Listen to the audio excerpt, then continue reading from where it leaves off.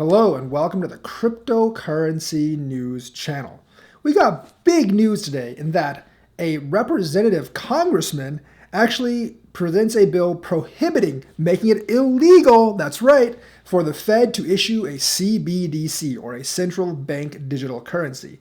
Now you're like, wow, he's against fat catism. No true politician, very few actually, would be against true fat catism. There's a couple of politicians that don't really accept donations except for grassroots, but not very many, and definitely not this guy, because the bill actually prohibits the Fed from issuing a CBDC directly to retail customers. But I don't think this actually prohibits the Fed from issuing a CBDC to the other banks or the commercial banks and having the commercial banks using the CBDC. Maybe the commercial banks would actually offer it to individuals. I'm not really sure. It can still be used for business transactions, but if the Fed can't issue a CBDC to individuals, then it really can't be a digital dollar. Now, this is a bill that's presented. Will they vote for it? I'm not really sure if they would. And the thing is, like, if the Fed could actually issue a CBDC, it might actually be more pro-blockchain. So I don't really know if this would slow adoption down, speed adoption up, or what.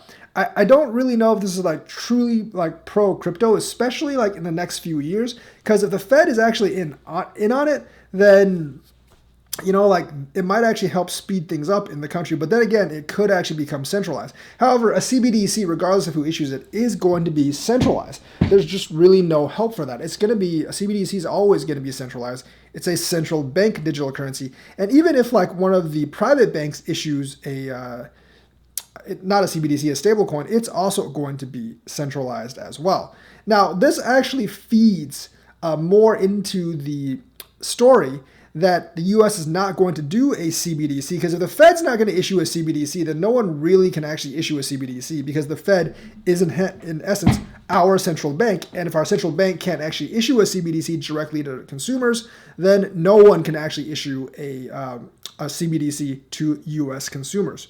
So that's actually where we're at. So, like those things of like the Jerome Powell actually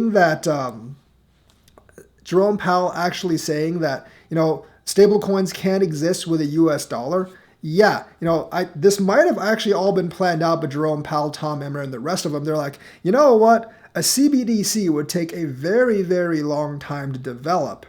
And we don't want something that takes that long to develop. Hey, we already got these other things called stablecoins, USDC, which is actually fully audited, and it's pegged to the US dollar. It's backed by the US dollar. And if countries eventually use USDC, which is already used across many other crypto exchanges, the US actually can still control geopolitical homogeny. So why don't we just use USDC? I think like Jerome Powell saying that, like stablecoins can coexist with the US dollar, and now Tom Emmer pushing a bill saying that the Fed is going to be prohibited from issuing CBDCs. We don't know if it's going to pass or not. I think it all plays into a long-term plan, like probably from the beginning of last year, that the US may not actually want to develop a CBDC, but they had planned to actually use something like USDC all along, because that's really the way like all the reports have actually been pointing. I don't know if it will actually be USDC. It actually might be like something like USDC that something like Goldman, JP Morgan, or like those big banks actually issue together. Now, would that actually be better than a Fed-issued CBDC? I think like some proponents of free market might say it is, because it's a private commercial bank offering a digital currency rather than, well, it's not really a digital currency, a stable coin, rather than the central bank offering a digital currency. But I don't really know. I don't think I trust private commercial banks any more than this central bank, because it is them that's actually been manipulating a lot of commodities prices. And it is them that have actually been causing a lot of these like, economic downdrops, kind of like, the traditional financial system, which the banks have a big part of, actually caused 2008. And their constant basically buying of senators and stuff, basically when something happens, they always get bailed out and we always get stuck with the bill. So I don't really know if that's like a big thing. Like, would you actually feel more comfortable if they actually went with USDC and Goldman Sachs actually controlled the currency that a lot of people used? I don't think I would feel much better if Goldman Sachs controlled it or JP Morgan controlled it rather than the Fed controlling it. I don't think it makes too much difference to me.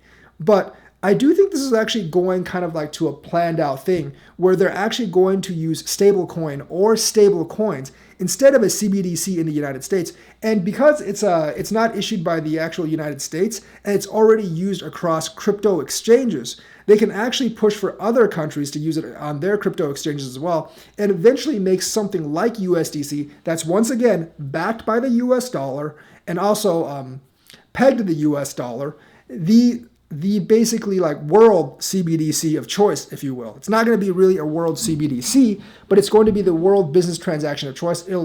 Transactions with USDC would actually be seamless. It works very well for the US economy because it's always going to be one-to-one with the dollar. And the world will still be depending mostly on USD as a reserve currency since those things are actually backed by the USD. So it actually makes perfect sense for both the Fed, Congress, and politicians to actually try to drive this one home. So that's kind of like my theory in there. Let me know what you think, like and subscribe, and hit that bell notifications button. Thank you and have a nice day.